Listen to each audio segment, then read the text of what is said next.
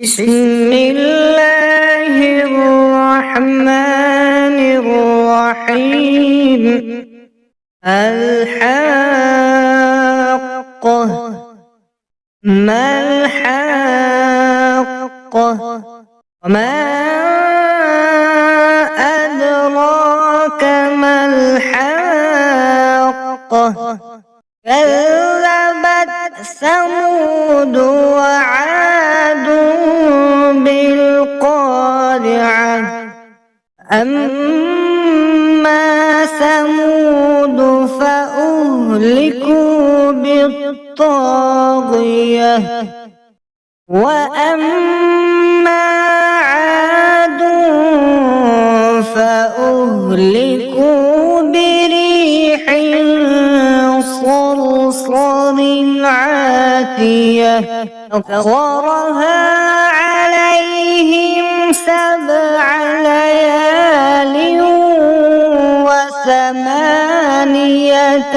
أيام حسوما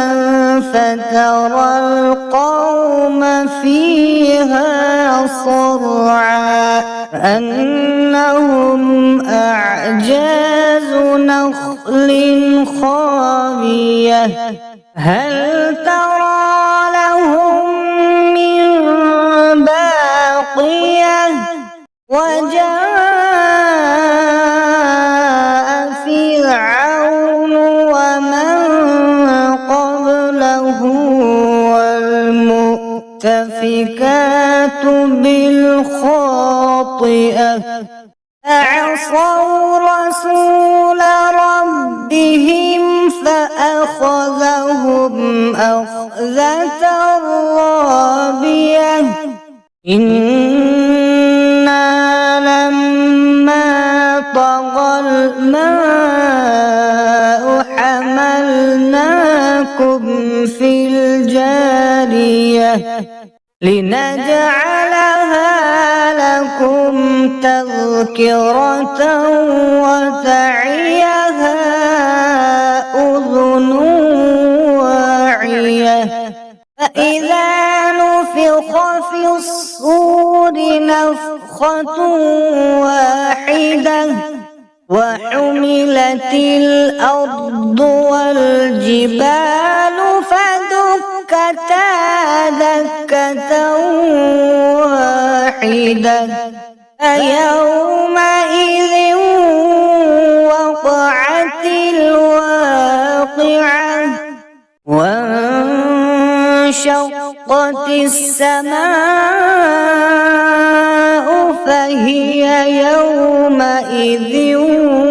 واهية والملك على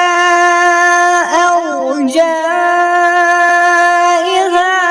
ويحمل عرش ربك فوقهم يومئذ 8 يومئذ تعرضون لا تخفى منكم خافية أما من أوتي كتابه بيمينه فيقول هاؤم اقرءوا كتابيه إني ظننت أني ملاق حسابيه هو في عيشة راضية في جنة عالية قطوفها دانية كلوا واشربوا هنيئا بما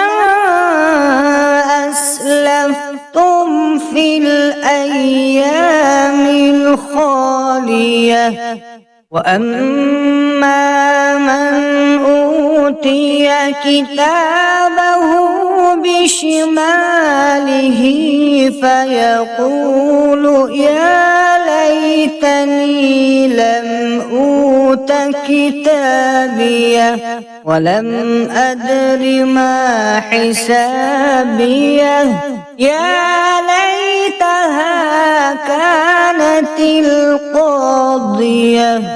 ما أغنى عني ماليه هلك عني سلطانيه خذوه فغلوه ثم الجحيم صلوه ثم في سلسلة ذرعها 70 ذراعا فاسلكوه إنه كان لا يؤمن بالله العظيم ولا يحض على طعام المسكين ليس له اليوم هاهنا حميم ولا طعام إلا من غسلين لا يأكله إلا الخاطئون فلا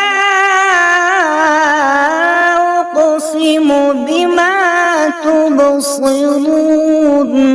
وما لا تبصرون إنه لقول رسول كريم وما هو بقول شاعر قليلا ما تؤمنون ولا بقول كاهن قليلا ما تذكرون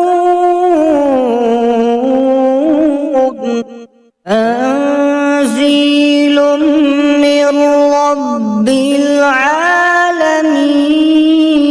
ولو تقول علينا بعض الأقاويل لأخذنا منه باليمين ثم لقطعنا منه الوتين فما منكم من أحد عنه حاجزين وإنه لتذكرة للمتقين إنا لنعلم أن منكم مكذبين وإنه لحسرة على الكافرين وإنه لحق اليقين فسبح باسم ربك العظيم